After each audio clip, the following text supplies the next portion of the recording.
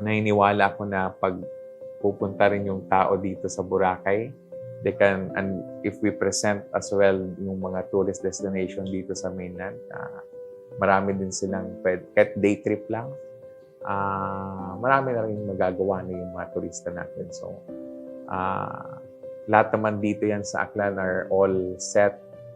Infra support, nandyan na po yan lahat. Madali na lang for our tourists na to visit the mainland.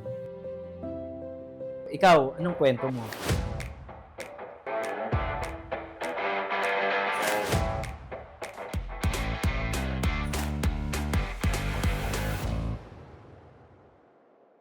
Ayun, magandang umaga po. Si Mentor Mike po uli. Kaharap po natin ngayon ang kagalang-galang na gobernador ng Aklan. Gob, isang mabilis na kwento naman ho. May 3 tanong lang po ako. Sino Yes. po ba si Governor Miraflores? Okay. Good morning, Mike, and sa lahat, no? I am Governor Joen Miraflores. This is my first term, being the governor of the province of Aklan. Previously, I've been also working in the government. I was also a mayor and a Sangguniang Panlalawigan member. So, as governor, of course, our priority is to continue what we have been doing, especially in the tourism sector here in the province of Aklan. Especially what we're doing in not only in the island of Boracay, but the whole province of Aklan as well. Thank you, Gob. Gob, kilalang kilala po kasi yung Boracay. Bilang lalawigan po ng Aklan na nakakasakop sa Boracay, ano pa ho ba ang mga lugar dito sa Aklan na pwede ho namin malaman sa Metro Manila or hindi lang ho sa Metro Manila, sa buong mundo? Okay. Actually, marami namang mga options, no? Dito sa Aklan, especially to our tourists going to Boracay, that they can also go here in the mainland Aklan to see other destinations. Like we have beautiful beaches as well in other municipalities, like in the municipality of Boruanga and Tangalan. We also have falls dito sa mainland. But siguro yung pinaka maganda rin dito na pwede rin pagpuntahan, no, ng mga tourists is our Ati-Atihan Festival. This is happening every January. Actually, the whole month of January, we have different municipalities celebrating this Ati-Atihan Festival, the mother of all Philippine festival, and we are proud that this is not only parang hindi lang naman na hindi lang para sa tourists, but this is a very religious activity for us Aklanons, and maganda rin na makita and ma-experience, no, ng mga tao natin. We celebrate different from the other Santo Niño festivals in the Philippines. Iba kami sa Cebu, sa Sinulog, sa Dinagyang in Iloilo. That's why we have also a unique way of celebrating this Ati-Atihan Festival. So that's the whole month of January. Pero syempre yung pinaka-highlight dyan is the Kalibo here in the capital. That's happening the whole week of 3rd week of January. So every 3rd week, dito po yan sa Kalibo. And siguro yung isa pa namin na proud dito is our piña fiber products like the barong. Recently, it was inscribed in UNESCO as one of heritage, no, the cultural heritage ng Aklan. So, yung mga barong po natin na nabebenta sa Manila or other provinces, actually dito po yan nag-originate. We have a sabi na may na rin tayo dito, like a museum na pwede mapuntahan din ng tao para to learn more about this cultural heritage of Aklan. So, actually, kung pag-iikutan, marami din pag-iikutan po dito. Maraming ding may experience like sa food.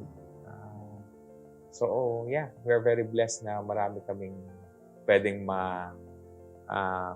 may pagyabang, no, to other tourists as well as sa mga tao dito, not only here but internationally. Thank you, Gob. Napakaganda ng Aklan. Panghuling katanungan po, ano pa ho ba ang pangarap ng isang Governor Miraflores sa lalawigan ng Aklan? Bilang ama ng lalawigan. Yes, of course, no, we want kahit famous na yung Boracay. We won't stop na hindi na namin ipopromote because of course, no, yung economy namin na-establish talaga sa tourism industry. So, palalawakin pa rin namin, no, yung kung ano pa yung pwede namin ma-improve sa isla ng Boracay. Yung overall guest experience, no. Yan po yung nasa isip po namin na kung saan pa namin pwede ma-improve, ma-strengthen, no, yung kung ano pa yung pwede pa, no, magawa sa Boracay. And of course, no, still promoting the island as well. Dahil, I mean, ako, no, personally, naniniwala ako na pag pupunta rin yung tao dito sa Boracay, they can, and if we present as well yung mga tourist destination dito sa mainland, marami din silang pwede, kahit day trip lang, marami na rin magagawa na yung mga turista natin. So, lahat naman dito yan sa Aklan are all set. Infra support, nandyan na po yan lahat. Madali na lang for our tourists na to visit the mainland. And yeah, marami pong pwedeng magawa. Especially pag ano pa rin ng mga turista dito sa Boracay and sa Aklan. Isang hirit na lang ho na question. Kasi na-mention yung infra. May plano ho, ano pa yung mga additional nyo plano sa kabuhayan, sa infrastruktura at kaunlaran ng Aklan? Yes, actually marami na yung nasa pipeline ngayon, no? Especially yung sa cruise ship tourism na yan po yung isa naming dream na magkaroon ng sapat na facility for our cruise ships. So if we have that facilities, for sure, maraming cruise ship companies na yung... Actually, marami na pupunta every year, but we are encouraging more, no, para makabisita rin dito. So, if we have those kind of facilities like the port and yung mga supplementary facilities for the cruise ship, mas marami pa yung makakita ng Boracay. Yeah. Salamat po, Gob. Alam kong busy po kayo pero salamat po sa pagpapaunlak. At kami po ay babalik uli ang aming grupo para ho makatulong din sa kaunlaran ng Aklan. Yes. At meron ho kaming mga kabuhayan at saka livelihood projects. Yes. Thank you, Mike. Thank you for your team. This very makatulong din sa amin, especially in the promotion, no, of Aklan. So, Salamat po. This portion was brought to you by Twin Freight Express, 88 Sun Freight Express Corporation, 88 Mars Mega Realty, Zion Resort Nasugbu, Bottolin Beach Manor, Tal Marinans Farmville, 88 We Serve Corporation, and My Superhero Friends Foundation.